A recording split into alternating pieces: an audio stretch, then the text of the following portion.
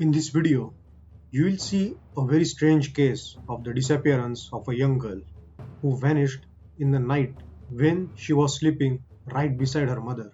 The story revolves around a lot of suspects, including the girl's very own mother, her uncle, her stepdad, etc. Who do you think was the culprit? Let me know your thoughts down below. Before we head into our today's story, if you are new to our channel, please hit that red button and turn on all the notifications. Also, there's a little play button hidden in the video. If you find it, comment its timestamp. So, let's get started. On the night of April 6th, 1986, 9-year-old Anthonette Cayedito suddenly disappeared from her home in the quiet town of Gallup, New Mexico. On this evening, Anthonette's mother, Penny, had gone out drinking with friends at a local bar, as she often did, leaving Anthonette and her younger sister, Wendy, at home with a babysitter. When she returned home, the girls were still full of energy and stayed up until around 3 in the morning, after which Anthonette ended up sleeping with her mother. When Penny woke up at 7 am, the girl was gone. Thinking that her daughter had just gotten up early, she went around looking for her. But the girl was nowhere to be seen, and neighbors claimed that they had not seen her about either. Penny and some neighbors began frantically searching around the neighborhood for Anthonette, but could not find any sign of her. And with their fears escalating, they called the authorities.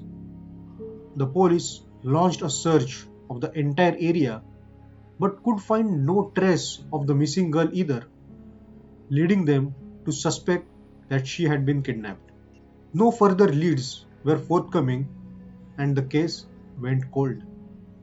With no sign of where the girl could have possibly gone, it would not be until a year later when a mysterious phone call would come in to the Gallup Police Department and reignite the investigation. The call was placed directly to the police station itself, and on the other end was the voice of a scared sounding little girl claiming to be the missing Anthonette. In the call, she tells the police that she is in Albuquerque and pleads for help before an unidentified man's voice can be heard saying, "Who told you that you could use the phone?" This is followed by a short scream and what sounds like a tussle before the line goes dead. It was at first thought that this was merely a prank call, but when the girl's mother heard it, she was convinced it was the voice of Anthonette. Unfortunately, the call had been far too short to trace, and no further calls came in. The call was maddening for police because it strongly suggested that the girl was still alive and had been kidnapped. But they weren't sure who the man's voice belonged, and no way of knowing her whereabouts except the vague claim that she was in Albuquerque. There were other strange potential leads in the case as well. In 1991, there was a waitress at Carson City, Nevada, who claimed that she had seen a teenage girl, matching Anthonette's description, come into her restaurant with a rather disheveled looking couple. The mystery girl continuously knocked her tableware off the table as if trying to get someone's attention. And after they left, the witness claimed to have found a note at the table hidden under a napkin that read, "Help me, call the police." It is fairly chilling, but this lead also was unable to turn up anything. The couple could not be found, and it is not even clear whether the girl who was seen was even Anthonette at all. Nevertheless, this startling new development prompted the until now silent younger sister, Wendy, to come forth with the potential revelation that on the night of the disappearance, Anthonette had gone to answer a knock at the door in the middle of the night, after which a man's voice had been heard claiming to be Uncle Joe. When the door was opened, two unidentified men who Wendy had never seen before then grabbed Anthonette and dumped her, kicking and screaming, into a waiting brown van before driving off into the night. When asked why she had not gave this information before, Wendy claimed that she had not wanted to further upset her mother. It is not known if Wendy's claims are true, and there has been doubt as to whether the waitress's account described Anthonette or was even real at all. It has all just created more layers to the mystery. This new information was nevertheless checked out, with the first target being the very real Uncle Joe. But he was quickly ascertained to have had nothing to do with it and was dropped as a suspect. Other suspects were checked out as well, including Anthonette's estranged father, Larry Estrada, and two known sex offenders leaving the area. But none of these turned up any solid leads.